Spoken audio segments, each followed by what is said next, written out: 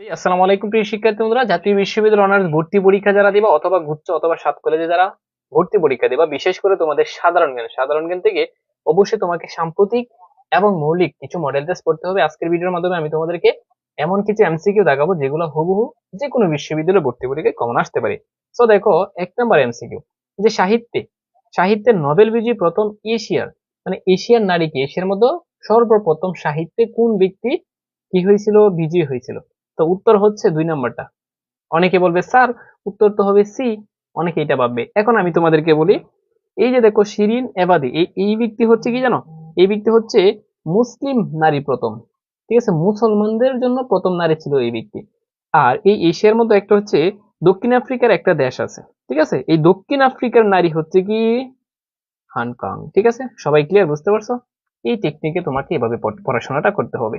তো এরপরে দেখো, এই যে সম্প্রতি যে আছে, এটা কিন্তু সাম্প্রতিক সহ মৌলিক সহ সবকিছু, ঠিক আছে। এখানে গাজা শান্তি সম্মেলন কোন দেশে অনুষ্ঠিত হয়েছিল? উত্তর কি ইরান হবে, ইরাক হবে, মিশর হবে, নাকি নেপাল হবে? উত্তর হচ্ছে মিশর। উত্তর কি হবে? মিশর। ঠিক আছে। তো ওয়ার্ল্ড ব্যাংকের প্রকৃত নাম কি, কেউ বলতে পারবা?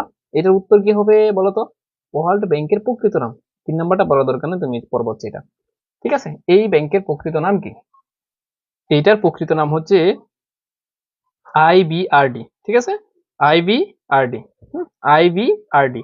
এখন স্যার তাহলে এটার পূর্ণরূপ কি? এটার পূর্ণরূপ হচ্ছে international bank for reconstruction and development. ঠিক আছে। আচ্ছা, এরপরে দেখো ভ্যাটিকান সিটি। এই ভ্যাটিকান সিটির নিরাপত্তা এই রক্ষী আছে একজন, এই নিরাপত্তা রক্ষী, এই রক্ষী বাহিনীটার নাম কি? উত্তর হচ্ছে সুইস গার্ড। সো প্রিয় শিক্ষার্থী বন্ধুরা, ভ্যাটিকান সিটি হচ্ছে একটা সবচেয়ে ছোট দেশ। ভ্যাটিকান সিটি হচ্ছে পৃথিবীর মধ্যে সবচেয়ে ছোট দেশ। ভ্যাটিকান সিটি, যেখানে 1000 জন সন্ন্যাসী বাস করে। এখানে কোনো আবার কি, এই ভ্যাটিকান সিটি, এই রাষ্ট্রে কোনো মেয়ে নাই। ঠিক আছে, সব সন্ন্যাসী বসবাস করে। সবাই ক্লিয়ার, বুঝতে পারছো? Vatican city. আচ্ছা, সো এরপরে দেখো, প্রকৃত যে মজুরি কিসের উপর নির্ভর করে? এটা হচ্ছে কাজের প্রকৃতির উপর। ঠিক আছে। এরপরে দেখো, এই টেম্পল ট্রি মানে গাছ, টেম্পল ট্রি কোথায় অবস্থিত? টেম্পল ট্রি কোথায় অবস্থিত? সাতের উত্তর কি বলতে পারবে কেউ? সাতের উত্তর কি? এটা হচ্ছে কলম্বো। সো স্যার তাহলে কলম্বো কোথায়? কলম্বো হচ্ছে শ্রীলঙ্কায়। ঠিক আছে, শ্রীলঙ্কার কলম্বো আছে, শ্রীলঙ্কার কলম্বো। আশা করি বুঝতে পারছো। এরপরে দেখো, এটা হচ্ছে অন্য অন্য বিভিন্ন বিশ্ববিদ্যালয়ে যারা ভর্তি পরীক্ষা দেবে, এটা আমি 7 স্টার দিয়ে দিলাম। ঠিক আছে। চীনের একটা প্রজাতি আছে, মানে চীনের একটা গোষ্ঠী আছে, মুসলিম সম্প্রদায়, মূলত চীনের মুসলিম সম্প্রদায়ের নাম হচ্ছে কি উইগুর। হ্যাঁ, আর উইগুর অধিকার আদায়ের আন্দোলন নেতৃত্বকারীর নাম কি? কেউ বলতে পারবে এটার উত্তর কি? এটার উত্তর হচ্ছে D নাম্বার। ঠিক আছে, রেবিয়া কাদির। রেবিয়া কাদির। আশা করি বুঝতে পারছি। এটা বলছি যে অনেক ইম্পর্টেন্ট। তো ব্রিটিশ ভারতের সর্বশেষ লর্ড গভর্নর মূলত কি ছিলেন, কোন ব্যক্তি ছিলেন? এটা ইতিহাসের একটা প্রশ্ন, এটা সবাই পারার কথা। ঠিক আছে, উত্তর হচ্ছে কি Lord Mount Batten. Lord Mount Batten. So দেখছো, 9 নম্বরের উত্তর অনেকে বলতেছে স্যার ডি হবে। তাহলে ডি কি হয়েছে? 9 নম্বরের উত্তর অনেকে বলতেছে স্যার ডি হবে। না, এটা উত্তরে বল, উত্তর হচ্ছে কি 3 নাম্বার।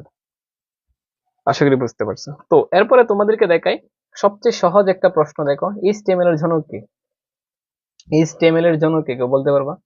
এই যে দেখো, HTML এর উদ্ভাবন করে কোন ব্যক্তি? Team Berners-Lee. উত্তর কি হবে? Team Berners-Lee. এটা তো পারবা, এটা হচ্ছে আবার আইসিটি থেকে আসছে। এটা কিন্তু আবার আইসিটি থেকে মেরে দিয়েছে। সবাই বুঝতে পারছো? আচ্ছা, এরপরে দেখো তোমাদের যে প্রশ্নটা, এটা হচ্ছে সাম্প্রতিক 2025 সালে মোট কতজন নোবেল পুরস্কার লাভ করে? এটা একটা সাম্প্রতিক প্রশ্ন। ঠিক আছে, এটা কি একটা সাম্প্রতিক প্রশ্ন। 2025 সালে কতজন নোবেল পুরস্কার লাভ করছে? কতজন ব্যক্তি কতজন বলো তো? ব্যক্তি কতজন? সবাই আমাকে একটু বলো দেখি কমেন্টে। সময় হচ্ছে 1 সেকেন্ড। উত্তর হচ্ছে 14 জন। কতজন? 14 জন। আবার এই 14 জনের মধ্যে একটু পার্থক্য আছে, আমি তোমাদেরকে বলি। এই 14 জনের মধ্যে দুইজন নারী, ঠিক আছে, দুইজন নারী এবং 2 জন নারী আর 12 জন কি, 2 জন নারী আর 12 জন পুরুষ, ঠিক আছে। আশা করি বুঝতে পারছো। এরপরে দেখো, এটা হচ্ছে মৌলিক থেকে আসছে। স্বাধীন বাংলাদেশের ঘোষণাপত্র কবে পাঠ করা হয়? স্বাধীন বাংলাদেশের ঘোষণাপত্র কবে পাঠ করা হয়? সময় হচ্ছে 1 সেকেন্ড। তুমি প্রথম আনসার করবা মনে মনে, এরপরে আমারটার সাথে মিলাবা, দেখবা তোমারটা হয়েছে কিনা। এটা হচ্ছে কি 17 এপ্রিল 1971, 17 এপ্রিল 1971। সো বাংলাদেশে যে আন্তর্জাতিক বিমানবন্দর আছে, এই বিমানবন্দরের সংখ্যা কতজন, বা সংখ্যা কতজন আছে, এই সংখ্যা কতটি? বাংলাদেশে আন্তর্জাতিক বিমানবন্দর আছে, বিমানবন্দর কয়টা কেউ বলতে পারবা? উত্তর হচ্ছে 3টা। স্যার 3টা কি কি, এটা মুখস্থ রাখতে হবে। 3টা কি কি এটা তোমাকে অবশ্যই মুখস্থ রাখতে হবে। বিমানবন্দর যে আছে 3টা কি কি, একটা হচ্ছে কি জানো, ঢাকা, চট্টগ্রাম, আর একটা হচ্ছে সিলেট। হুম, একটা কি, ঢাকা, চট্টগ্রাম, সিলেট। কি কি, ঢাকা, চট্টগ্রাম, সিলেট, ঢাকা, চট্টগ্রাম, সিলেট। সবাই কমেন্টে একটু লিখতে পারো, সবাই কমেন্টে একটু লিখতে পারো, ঢাকা, চট্টগ্রাম, সিলেট, ঢাকা, চট্টগ্রাম, সিলেট, ঠিক আছে। আচ্ছা, এরপরে দেখো, টেকনাফ ও তেতুলিয়া কোন দুটি জেলায় অবস্থিত? কেউ কি বলতে পারবা এই টেকনাফ কোথায় আছে? টেকনাফ তো একদম নিচে, ঠিক না? এই যে যদি এটা বাংলাদেশের মানচিত্র থাকে, আমি একটু লিখে দেখাচ্ছি, এখানে হচ্ছে টেকনাফ, এদিকে হবে। আর তেতুলিয়া তো হচ্ছে উপরে হবে, ঠিক না? পঞ্চগড়, তেতুলিয়া, পঞ্চগড় তার মানে উপরে। সো এখন এবার বুঝো, তাহলে বান্দরবন তো হবে না, এটা আগে কাটা। টেকনাফ দেখবা, টেকনাফ যেহেতু নিচে আছে, তাহলে চট্টগ্রাম কোথায় আছে? এই কক্সবাজার কোথায় আছে? এই দুইটা, এই যে কোনো একটা হতে পারছে। চট্টগ্রাম হবে না, এই দুইটা। আর পঞ্চগড়, দিনাজপুর তো এইদিকে পড়ছে, এটা হবে না। তাহলে তেতুলিয়া আছে পঞ্চগড়ে, টেকনাফ আছে কক্সবাজারে। উত্তর হচ্ছে 4 নম্বরটা। এভাবে মনে রাখতে পারবা। তো এরপরে দেখো, এই বাংলাদেশের জাতীয় সংসদে অধিবেশনে আহ্বান করছে বা আহ্বান করেন কোন ব্যক্তি? সবকিছু রাষ্ট্রপতি করে, বুঝছো? সবকিছু কি করে? রাষ্ট্রপতি করে। সবকিছু রাষ্ট্রপতি করে, সবকিছু কি করে? রাষ্ট্রপতি। এরপরে দেখো, এই যে এটা কিন্তু বিখ্যাত একজন ব্যক্তি, হ্যাঁ, ইয়াসির আরাফাতকে সমাহিত করা হয় কোথায়, কোন স্থানে? কেন আসছে ইয়াসির আরাফাত? এটা কিন্তু আসতে পারে, সাম্প্রতিক প্রশ্ন, ঠিক আছে। একটু ভালো করে তোমাকে অবশ্যই এটা পড়তে হবেই হবে। সো দেখো, তাহলে কোথায় সমাধি রয়েছে? তাকে হচ্ছে রামাল্লাহ, মানে ইয়াসির আরাফাত বললে হচ্ছে রামাল্লাহ, ইয়াসির আরাফাত বললে হচ্ছে রামাল্লাহ। কথা সবাই বুঝতে পারছো? তো আইনের ইংরেজি প্রতিশব্দ ল, এই শব্দটা আসছে কোথায় থেকে? এটা অনেকবার আসছে, বুঝছো? এটা একটা পৌরনীতির প্রশ্ন। উত্তর হচ্ছে কি টিউটনিক শব্দ থেকে, ঠিক আছে। টিউটনিক শব্দ থেকে আসছে। সো এরপরে দেখো, বাংলাদেশের যে জাতীয় সঙ্গীত আছে, এটা ইংরেজিতে অনুবাদ করছেন কোন ব্যক্তি? এত বড় সাহস কোন ব্যক্তির, ইংরেজিতে অনুবাদ করে ফেলছে? কেউ বলতে পারবা? এইটা হচ্ছে কি সৈয়দ, সৈয়দ বংশের একজন লোক, আলী আহসান, ঠিক আছে। সৈয়দ বংশের একজন লোক কি করছে, এই আমাদের জাতীয় সঙ্গীতকে কি ইংরেজিতে অনুবাদ করে ফেলছে। তো তুমি এভাবে মনে রাখতে পারবা। এরপরে দেখো, আমি যদি বলি তোমাকে, দেখা যাচ্ছে কিনা আমাকে একটু জানাও। এই যে দেখো, তো বাংলাদেশের সংবিধানের 13 মানে কি, 13 মানে কি 13 আর কি, বুঝছো? 13 মানে কি, 13 সংশোধনীর বিষয়বস্তু ছিল কি ছিল? 13 মানে হচ্ছে তত্ত্বাবধায়ক, একটা টেকনিক আমি স্টুডেন্টদেরকে মনে রাখাই। 13 মানে কি 13, ঠিক না? আর 13 মানে 13তে তত্ত্বাবধায়ক, 13তে তত্ত্বাবধায়ক। শেষ উত্তর হচ্ছে কি তত্ত্বাবধায়ক সরকার, ঠিক আছে। শেষ। সবাই কি বলবা এটা? কোনোদিন বলবা না, ঠিক আছে। বুঝতে পারছো? মজা। জাস্ট আমরা একটা প্র্যাকটিস করেছি, প্রিয় শিক্ষার্থী বন্ধুরা। তাহলে প্র্যাকটিস কি আরো চলবে কিনা জাস্ট আমাকে একটু বলো এবার। আমরা কি এই সোনারগাঁয়ের প্রথম রাজধানী স্থাপন করে কোন ব্যক্তি করছে সোনারগাঁয়ে? আচ্ছা, সোনারগাঁও যে রাজধানী স্থাপন করছে কোন ব্যক্তি, একমাত্র কোন ব্যক্তি সাহস আছে, এটা হচ্ছে ফখরুদ্দিন মোবারক শাহ, ঠিক আছে। এই ব্যক্তি পারবে, আর অন্যরা পারবে না। আর বাকিগুলো পড়া দরকার নাই তোমার, হ্যাঁ। আচ্ছা, এই যে দেখো, জুলাই যে গণ অভ্যুত্থান হয়েছে, প্রথম শহীদ কে? প্রথম শহীদ হচ্ছে আবু সাইদ। প্রথম শহীদ কি? আবু সাইদ। এটা, এই প্রশ্নটা আমি একটু স্টার্ট দিয়ে রাখি, জাতীয় বিশ্ববিদ্যালয়ে একটু স্টার্ট দিয়ে রাখি, যারা জাতীয় বিশ্ববিদ্যালয়ে ভর্তি পরীক্ষা দিবা একটু স্টার্ট দিয়ে রাখে, হ্যাঁ। কমন পড়তে পারে, কমন কিন্তু পড়তে পারে, ঠিক আছে।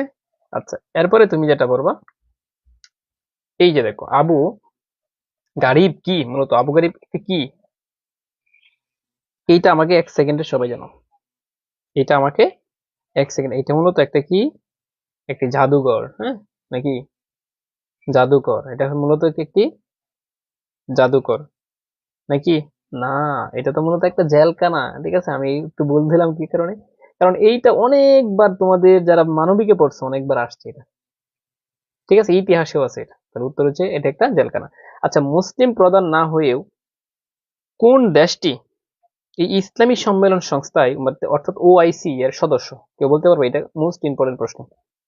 কারণ মুসলিম না, তাইও সে মুসলিমের সদস্য হয়ে গেছে। এটা কোন দেশ? এটা হচ্ছে উগান্ডা। উত্তর কি? উগান্ডা। উত্তর কি?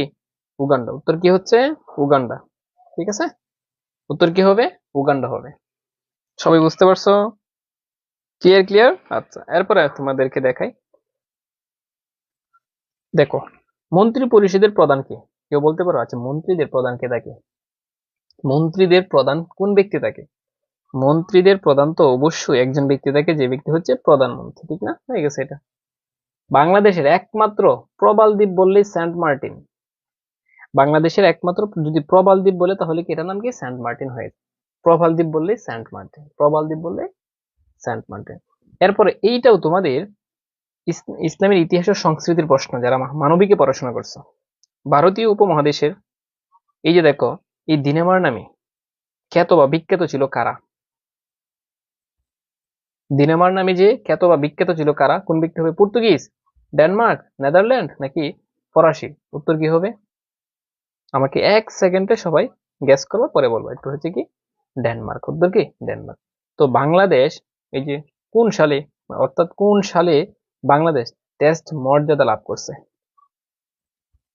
টেস্ট মানে সাদা, টেস্ট মানে কি? টেস্ট যে খেলায় তখন সাদা জার্সি দিয়ে খেলায় না? টেস্ট যখন খেলায় সাদা জার্সি দিয়ে খেলায়।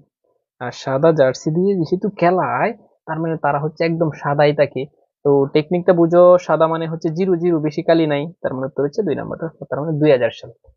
ঠিক আছে, 000 000, তার মানে সাদা সাদা থাকে। সবাই ক্লিয়ার? বুঝতে পারছো? মজা মজা কোনোদিন বলবো না জাস্ট এই টেকনিক গুলো। আমার পেইড ক্লাসে প্রত্যেকটা স্টুডেন্টকে আমি মানে সর্বোচ্চ এমসিকিউ গুলো এভাবে সলভ করানোর চেষ্টা করি, যাতে কি তুমি দেখার আগে আগেই অপশন দেখার সাথে সাথে বলতে পারো। ঠিক আছে, তো সাধারণ শিক্ষার্থীদের সংগঠন বৈষম্য বিরোধী ছাত্র আন্দোলন গঠিত হয় কবে? এটার উত্তর কি হবে? উত্তর হচ্ছে কি 1 জুলাই। জুলাই মাসে হয়েছে কিন্তু। 1 জুলাই 2024। 1 জুলাই কি? 2024। 1 জুলাই 2024। তো দেখো, এই বেঙ্গল প্যাক্ট আছে না, বেঙ্গল প্যাক্টের উদ্দেশ্য কি? বেঙ্গল প্যাক্ট হচ্ছে 1923 সালে গঠিত হয়। এই সালটা মুখস্থ রাখতে হবে, কারণ এটা আসে। সো বেঙ্গল প্যাক্ট কবে হয়? বেঙ্গল প্যাক্ট কবে হয়? কেউ বলতে পারবা? 1923। 1923। এখন এটার উদ্দেশ্য মূলত কি ছিল? এটার উদ্দেশ্য ছিল কি? হিন্দু ও মুসলিম ঐক্য সাধন, হিন্দু আর মুসলিমকে একত্রিত করা। হিন্দু আর মুসলিমকে কি করা? একত্রিত করা। সবাই ক্লিয়ার? বুঝতে পারছো? আচ্ছা, এরপরে দেখো, আমি যদি বলি বিশ্বের দীর্ঘতম কাল কোনটা? বিশ্বের দীর্ঘতম কাল কেউ বলতে পারবা? বিশ্বের দীর্ঘতম কাল। কাল, কালের কথা বলছে। ঠিক আছে, বিশ্বের দীর্ঘতম, বিশ্বের এটা, ঠিক আছে, এটা কি? গ্র্যান্ড কাল না? গ্র্যান্ড কাল, বিশ্বের দীর্ঘতম কাল। এরপর আমি যদি বলি, এই যে একটা আন্দোলন আছে, আগস্ট আন্দোলন, আন্দোলনের নাম কি? এই আগস্ট আন্দোলন। আগস্ট আন্দোলন কোন আন্দোলনের অপর নাম? কেউ বলতে পারবা? আগস্ট, আগস্ট আন্দোলনের এটা হচ্ছে কি? ভারত চার আন্দোলন। ভারত চার আন্দোলন, ভারত চার আন্দোলন। কি দেখা যায়? বোঝা যায়? মজা। সুপ্রিয় শিক্ষার্থী বন্ধুরা, কতগুলো এমসিকিউ শিখলাম? কতগুলো এমসিকিউ শিখলাম? মানে ভাবনার বাহিরে। ঠিক আছে, ভাবনার বাহিরে। সো দেখো, নো ফ্রাই জোন, সবাই এটা আমাকে উত্তরে বলো, চালু করে বলতে হবে। এরপরে বাংলাদেশে যে এই ডেল্টা প্ল্যান আছে, 2100 প্রণয়নে কোন দেশ সহায়তা করছে? হ্যাঁ, এগুলো জাস্ট আমাকে একটু বলো, এটা বলতে হবে। আচ্ছা, সো এই তিনটা জাস্ট আমাকে একটু বলো এবার। আচ্ছা, এই ডেল্টা প্ল্যান 2100 কোন দেশ সহায়তা করছে? কোন কোন ব্যক্তির? অত সহজ, এটা হচ্ছে নেদারল্যান্ডস। কার কার হয়েছে কমেন্টে জানো? উত্তর কি? নেদারল্যান্ডস। আর নো ফ্রাই জোনের কথা বললেই একটা টেকনিক শিখাইছিলাম, ইরাক। নো ফ্রাই জোন যদি বলে তাহলে কি? ইরাক। ইরাক। আচ্ছা, মুক্তিযুদ্ধ চলাকালীন জাতিসংঘের প্রথম মহাসচিব কি ছিল? জাতিসংঘের প্রথম মহাসচিব মুক্তিযুদ্ধ চলাকালীন, এই মুক্তিযুদ্ধ চলাকালীন কি করছেন জানো? এই উতান্ট, মায়ানমারের যে উতান্ট আছেন, এই উতান্ট কি করছে মুক্তিযুদ্ধের সময়? কি করছিল? মহাসচিব ছিল জাতিসংঘের। ঠিক আছে, তাহলে উত্তর কি? উতান্ট। হ্যাঁ, আচ্ছা। আর জাতিসংঘের প্রথম মহাসচিব হচ্ছে টিকবেলি, নরওয়ে। টিকবেলি, নরওয়ে। আর বর্তমান কোন ব্যক্তি? বর্তমান হচ্ছে অ্যান্তোনিও গুতেরেস, পর্তুগাল দেশের। Antonio Guterres,